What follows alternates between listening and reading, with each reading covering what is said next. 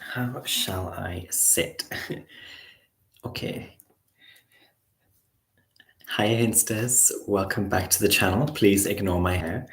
I just showered, so just giving it a natural dry. And it's been a long time since I made a video here on this channel. It's nice to connect again with yous, and I hope yous are all well. Let me know in the comments how yous have been doing, and give this video a thumbs up if you like this stream on Leo season.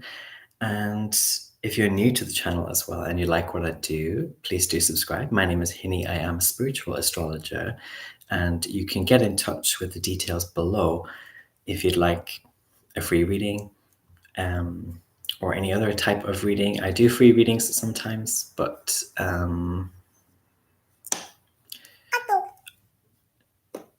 just give me 1 second. I need to log out of this messenger. All right, grand. Yes, sometimes I do free readings, well, really donation-based readings. So if you're interested in that, get in touch. I do general readings. I do tarot readings as well, which is kind of like informed by astrology. I've always done astro tarot readings, and I do transit readings, Saturn return readings, and even orrery readings. It's so weird to be back. It's been a good few months, actually. Just real life has been very on me, very busy. So I haven't really had I guess it's very hot here in Korea also, but I haven't really had the energy to make videos, to be honest. But here we are anyway. This is the Leo season video. So we are now in the second of the two luminary seasons, Cancer and Leo. We're in the second part of the heart seasons, which is what I call Cancer and Leo. Cancer is ruled by the moon, but secretly by the sun. And Leo is the inversion of that, ruled by the sun and secretly ruled by the moon. And so they both, these two halves, make a spiritual or celestial heart. But in terms of the 12 zodiacal signs, Leo is the 5th season of the astrological year and the second fiery season. We are now in fixed fire. So yes, in the northern hemisphere, in many parts, it is hot. Leo season is like a desert plateau kind of season, and it is like the summer party kind of in full swing, but really the summer party is kind of de-accelerating or coming to a close. Leo heads towards Virgo. We'll get to Virgo later, but Virgo is the halfway point of the astrological year, or getting there to that big cardinal Libran moment. But Cancer is the peak of spiritual summer, and then Leo kind of comes in to close. Leo is like a kind of conductor or a chauffeur, or a host of a party who kind of has the hurrah and the closing remarks, spiritually speaking. And of course, Leo is a fixed sign. So Leo is the finishing, or Leo season is one of the finishing seasons. And I'll get to this point of finishing towards the end. I have a few notes here, and this is going to be a quick one. Hiya, if you're tuning into the live, by the way, do say hello. But yeah, we're in a dragon year now. And so the first thing I wanted to kind of say is that I think this Leo season is going to be a cleansing kind of Leo season for many people. It's going to feel refreshing. It's going to feel somehow juicy as well, or quenching. And with this overarching dragon year energy, there is this theme for many of us of strength, and how in the Chinese zodiacal sort of legends, the dragon is often considered to be the strongest of the 12 animals in the race. But it's also like strength with choice. This is kind of like Spider-Man, with great strength comes responsibility, kind of jazz. And it's a bit like that for us this whole astrological year. And Leo season can just add a bit more pride in the mix to that. It can add a bit more conviction. And also Leo season can add a bit of a glaring light or something that cannot be missed when it comes to the light, because Leo is ruled by the sun. We are now in the season of the sun, and he is the illuminator, the biggest illuminator, the brightest illuminator of facts and truth. And so, yes, it can be like there's a lot of strength in the air, but that we have to choose, make choices, or we have to go through experiences where we are shown the destruction of our strength or the negative effects of our strengths. So, of course, as with many Leo seasons, there can be power trips and power plays, especially because we have Pluto opposing the sun. As soon as Leo season begins, we have this Pluto-Sun opposition, and so kind of hoarding of things and hoarding of power, especially hoarding of information, deliberate withholding, proud or stubborn withholding of power, and things like that can definitely be a key thing this here Leo season.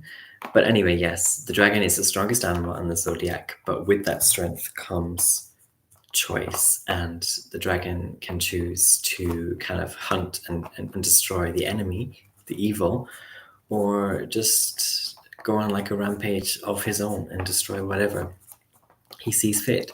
And either way, there's not really much to be done to stop that. But interestingly, in the stories that I'm familiar with Chinese zodiac anyway, the dragon is chasing or starts chasing the wolf, and the wolf was chasing the rabbit. The wolf is not in the 12 animals, but was in these tellings of the story, and the rabbit year comes before the dragon year, and it's because of the dragon that the rabbit didn't get eaten by the wolf.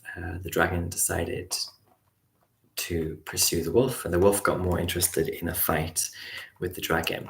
And so there can be this element in this year broadly for many of us of picking the right fight, or in some cases for some people, like being some kind of braver, bolder person, or tapping more into a philanthropic side maybe, or a kind side, or like just a protective side maybe. And I think fire can very often also bring out these protective energies, or favor protection.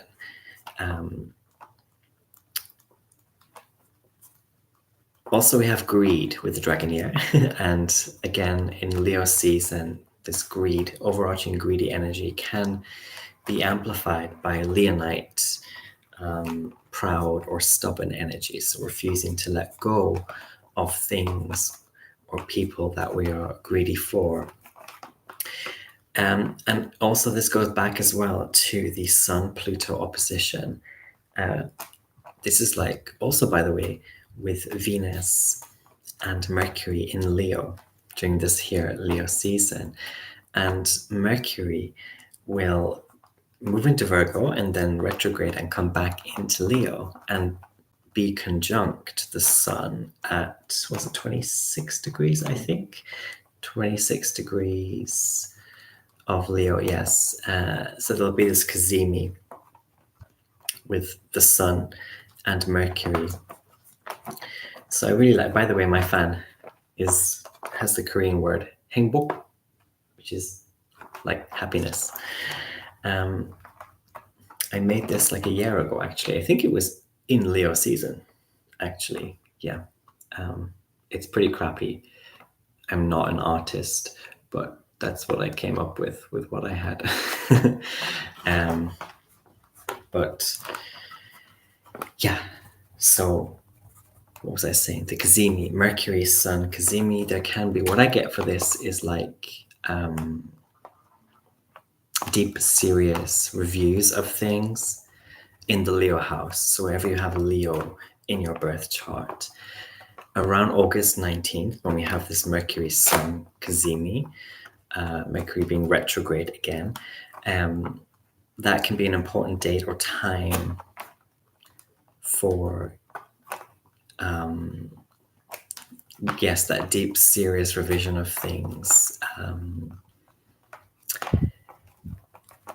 Anyway, what is Leo season quite classically? Because I think this is going to be a very classical type of Leo season in this here dragon year. But, you know, stuff that's very classic for Leo is the sun itself, sunniness, sunny vibes, positivity, joy, fun, parties, dating, sex, shorts, sunglasses, love, joy, kids, revitalization as well, in particular because we have Pluto, this Pluto-Sun opposition. So I think that's really going to be more amplified. And also this theme of getting back in the game or getting one's game back. I was thinking about this actually with the upcoming, here in Korea anyway, I don't know if it's already out elsewhere, but the upcoming Deadpool Wolverine film. And the plot, I believe, is basically Wolverine's kind of like retired or out of work, but is encouraged to get back in the game, get back into the fight or the cause or the superhero kind of life. So that can be what Leo season is about for some of us, like getting back into something, maybe people coming out of retirement as well in some sense, or out of hibernation finally. I want to also say that the sun is sextiling Lilith in Libra and also sextiling Mars in Gemini. I like this a lot for this lesson of needing to try to be more friendly but firm instead of kind of becoming this merciless dragon or this bully boss, because that can come through in this Leo season, like abusing people or hurting people just because you can, and also like avoiding the vain and sneaky temptations that this Leo season can bring. Power trips again, and things like slights, like wanting to slight people, or just say and do things that burn. I think there can be a little bit of temptation with Mars here, this malefic, it can be easy, basically, easy to be snide, that kind of thing, or not give a frig about what you're saying. So yeah, there's that. And anyway, we have Mercury also generally squaring Uranus in Taurus. So here I have things like showboating, showing off, stealing the limelight. But I don't think it's going to be so bad in this respect. I think because the sun is hosting Mercury, it's going to be like the drama is more or less kept in check for a lot of us. And I think also we can see the sensitive or vulnerable sides of things or people. We can have more empathy in this here Leo season. We can even have the answer for some situations or people or for ourselves. There can be this kind of brilliance with this Uranian injection, or a kind of random lightning type thing that comes through. it can be like a fun, bright idea that comes to us. And also this is stuff like confidently following your hunches and pursuing ideas that you have had. And I also want to say that this is similar to what I was saying on my channel last year, last Leo season, which was, I think, that people are kind of existing around us right now temporarily. They are here to fulfill certain roles, or be guides or help us. And it's not about like getting into dramas or fights with the people or things around us, or trying to cause a ruckus in the space or burn the space. It's like wisely making the most of who and what we have, because whether they are antagonistic or not, there is like a purpose here. They are playing a role in the play of the drama that is Leo season, and every single person has something to teach us in the present moment. And it's kind of like this saying that good tips come to those who stick around. The honey comes if you wait for the drip. So there's that. And also, to finish, as I was saying at the beginning, I will talk now a little bit about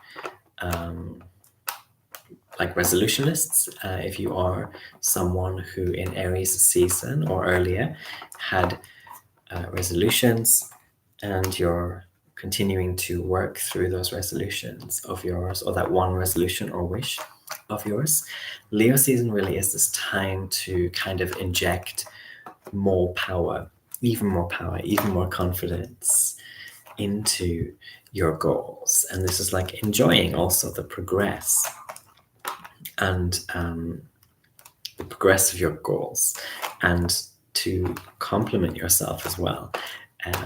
That's very important, to pat yourself on the back in some respect this here Leo season. Leo energy very classically is, it's the happy beaming sun. It compliments others, it gives the light to others, but also it needs, Leo heavy people need to compliment themselves as well and praise themselves. And it's a bit like in the film Inside Out 2, where Riley there's that recurring good memory of, I'm a good friend, and needing to like remind ourselves of those very early kind of mantras and memories that we sometimes lose in the static and the stress of life and spiritual experience. But yeah, just simple mantras like, I'm a good friend, or I'm a good partner, I'm a good mother, whatever it is. And for some of us, yes, to revitalize these mantras that may have become fuzzy, blurred, or gotten lost of late. So Leo season can be this hot, spicy, juicy, revitalizing, positive time. So I hope you have a great start to your Leo season. I will be back with more astrology, and I wish you all well. Take care and see you next time. Bye-bye.